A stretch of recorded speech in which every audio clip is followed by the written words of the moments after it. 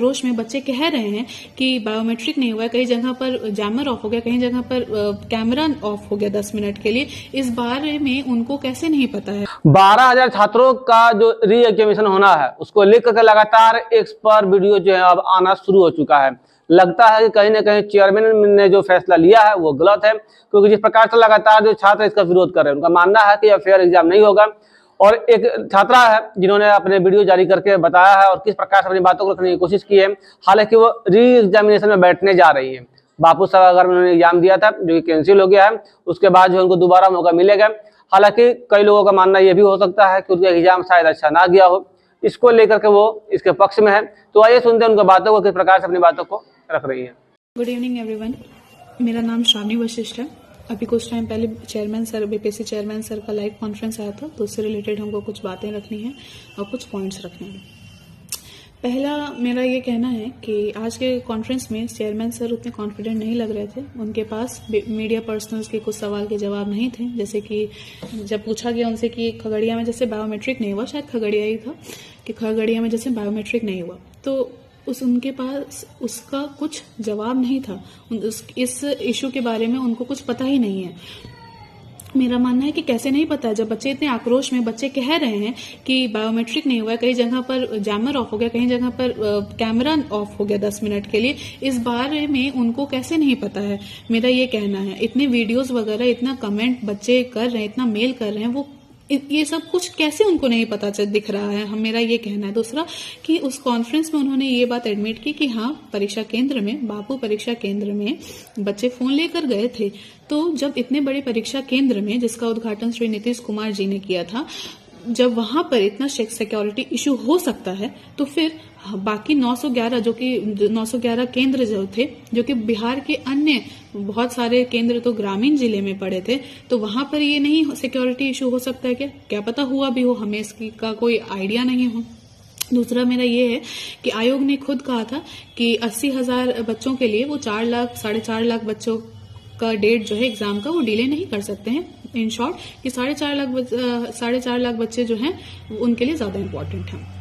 तो मेरा ये कहना, आयोग अपनी बात से कैसे पलट रही है, तो फिर 12,000 बच्चों के लिए वो वापस से री एग्जाम क्यों करवा रही है, मेरा ये कहना। आई रिपीट, आयोग ने ये कहा था कि 4.5 लाख बच्चे उनके लिए ज्यादा इंपॉर्टेंट है। हम उस टाइम भी 80,000 बच्चे के सपोर्ट में थे, हम आज भी री एग्जाम के सपोर्ट में, लेकिन सिर्फ 12,000 बच्चों के लिए नहीं, सारे बच्चों के लिए, क्योंकि री एग्जाम सिर्फ 12,000 बच्चों के लिए हमको लगता है कि एक अनफेयर डिसीजन होगा, 12,000 के लिए भी और 4.5 लाख बच्चों के लिए इसके साथ भी, सॉरी बाकी जो रिमेनिंग स्टूडेंट्स हैं उनके साथ भी। दूसरा मेरा ये कहना है, तीसरा मेरा पॉइंट ये है कि आयोग जो कह रही है कि वो बच्चे के हित के लिए काम कर रही है, वो बच्चे खुश हैं उनके इस डिसीजन से, बच्चे संतुष्ट हैं, तो मेरा ये कहना है उनको कैसे कह सकती है आयोग कि बच्चे खुश हैं कि नहीं है। हमको लगता है वो आकर देखे ना, पूछे हमसे हम कितने खुश हैं या नहीं है।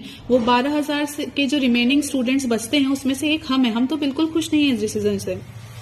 बहुत लोग कहेंगे कि मेरा एग्जाम अच्छा नहीं गया होगा, ऐसा हम बिल्कुल स्पष्टीकरण इस बारे में नहीं देना चाहेंगे। वो मेरा इशू है, मेरा एग्जाम अच्छा गया या नहीं, आपका इशू नहीं है। इशू ये होना चाहिए कि सही क्या होगा, सही डिसीजन क्या होना चाहिए।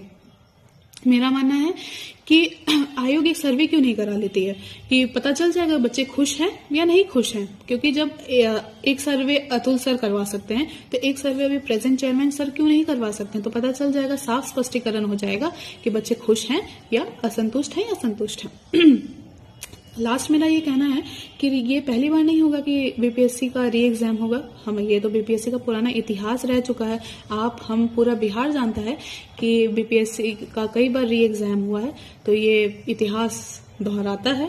तो ये पहली बार नहीं होगा। लास्ट में हम यही कहेंगे कि अगर री एग्जाम होता है तो ये सभी का हो, सिर्फ 12,000 का नहीं हो, सबके बारे में सोचा जाए, तो ही ये एक फेयर जस्टिस वाला डिसीजन हो पाएगा। बस इसके अलावा कुछ नहीं कहना चाहेंगे। मेरा विनम्र तो आपने सुना किस प्रकार से वो बातों को बता रही हैं और कह रही हैं कि चेयरमैन ने जो फैसला लिया वो फेयर नहीं है। इसमें दोनों ही लोगों को कठिनाइयों का सामना करना पड़ सकता है। दोनों ही के मन में यह डाउट रहेगा कि पहला एग्जाम सही था या दूसरा एग्जाम। तो फेयरनेस को लेकर काफी ज्यादा सवाल हो रहे हैं और चेयरमैन ने जिस प्रकार से यह कह दिया कि बाकी स्टूडेंट जो है वो संतुष्ट है और खुश है, तो इसके लिए वो बता रहे हैं कि एक सर्वे करवा लिया जाए, उसके बाद पता चलेगा कि कौन से छात्र खुश है और कौन नाराज है। आपको हम बता दें कि लगातार चेयरमैन का बयान आने के बाद जो है छात्र जो है एक्स पर अपनी प्रतिक्रियाएं दे रहे हैं और उसका विरोध कर रहे हैं। उनका मानना है कि री एग्जामिनेशन होना है तो सभी का हो, मात्र 12,000 स्टूडेंट का एग्जाम करना यह गलत होगा। दीक्षांत एडुटेक लाया है दीक्षांत सी लर्निंग ऐप। बने दीक्षांत का चैनल पार्टनर और अर्न करें लाखों रुपए प्रति महीने। चैनल पार्टनर बनने के लिए विजिट करें www.dikshans.com। हमारे YouTube चैनल को सब्सक्राइब और Facebook पेज को लाइक करना ना भूलें।